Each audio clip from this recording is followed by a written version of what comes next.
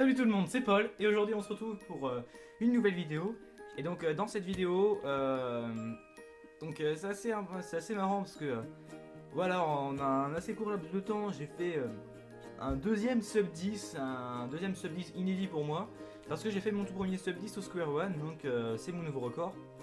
Et c'est pas n'importe quel sub 10, enfin c'est pas un petit sub 10 parce que j'ai fait 8 secondes 14 alors que mon précédent record c'était 14 secondes 61. Donc voilà, donc, ça fait environ 6 secondes de moins. Donc c'est un bon record. Donc le mélange, le voilà. Donc je vous le montre. Donc si vous n'arrivez pas à lire, de toute façon je le remettrai dans la description. Et si vous ne savez pas comment mélanger un Square One, je vous invite à aller voir la vidéo de Clément Cherblanc sur comment mélanger tous les puzzles officiels. Et je mettrai bien évidemment un lien dans la description. Et c'est parti.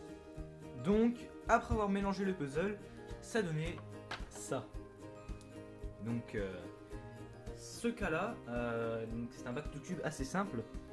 Donc, comme ça, je vais vous l'apprendre en même temps. Quand on a un bouclier en haut et un bouclier en bas, on les place une pointe à gauche, une pointe à droite.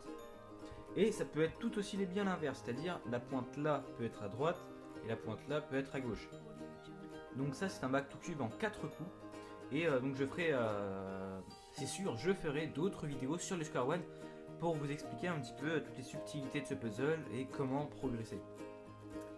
Alors, donc là on était déjà bien placé, donc on avait juste à faire slash. Là on retombe sur les deux tonneaux, donc 0,1 slash. 3-3 slash.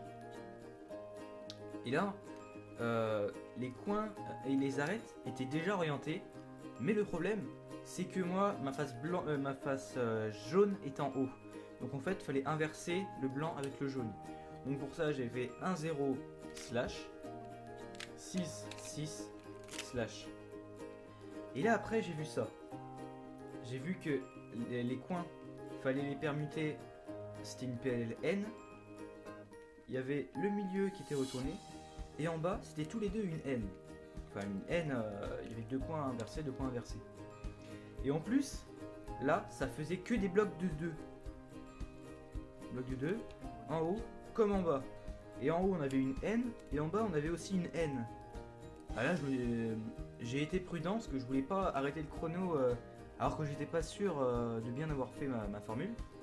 Donc quand on a des coins à échanger en diagonale, cette formule qui retourne aussi la tranche du milieu, ça fait slash 3-3 slash -3 slash.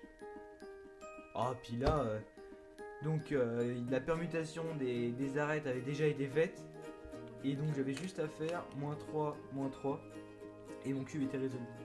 Donc c'était un solve assez chanceux. Donc j'ai réussi à faire 8-14 pardon, sur ce mélange. Donc à vitesse réelle, ce que ça fait, je vais essayer de respecter un petit peu, ça donnait ça.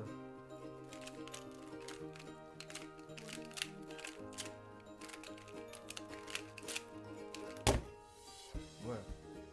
Bon là je savais ce qu'il fallait faire, mais j'avais pas mal hésité parce que j'avais vraiment peur de foirer une étape. Mais j'ai fait 8 secondes 14. Donc voilà, j'espère que ce petit cas vous aura plu. Donc si c'est le cas, n'hésitez pas à me le dire dans les commentaires. Donc je vais faire plusieurs vidéos relatives au Square One, notamment la méthode avancée. Et si vous voulez aussi que je vous apprenne la méthode débutant pour le résoudre, vous pouvez me le dire dans les commentaires, et peut-être que je ferai cette vidéo là, la vidéo de la méthode débutante avant celle de la vidéo avancée, parce que je pense faire énormément de vidéos dessus sur la méthode avancée. Donc déjà sur un petit peu présentation de la méthode, quelques algos à connaître, puis étape par étape, et bien évidemment tous les cas de back to cube que je vais pouvoir faire. Donc voilà. Donc comme je l'ai dit plus tôt, si la vidéo vous a plu, n'hésitez pas à laisser un petit pouce qui regarde vers le haut. Vous pouvez aussi laisser un petit commentaire sympa, ça fait toujours plaisir. Vous pouvez aussi vous abonner pour ne louper aucune de mes prochaines vidéos. Et moi je vous dis à plus les gens et cubez bien.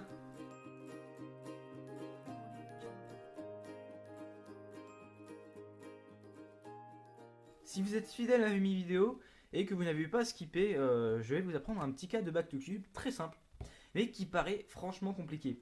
Alors là, à première vue, voilà, on a n'importe quoi. 1, 2, 3, et 2 barres séparées. Donc a priori, on peut rien tirer de ce Back to Cube. Il faudra faire la méthode classique et rassembler les 8 petits à côté pour ensuite avoir son Back to Cube. Mais en fait, c'est très simple. Parce que on va partir avec les deux séparés là. On va les mettre par exemple en bas à gauche.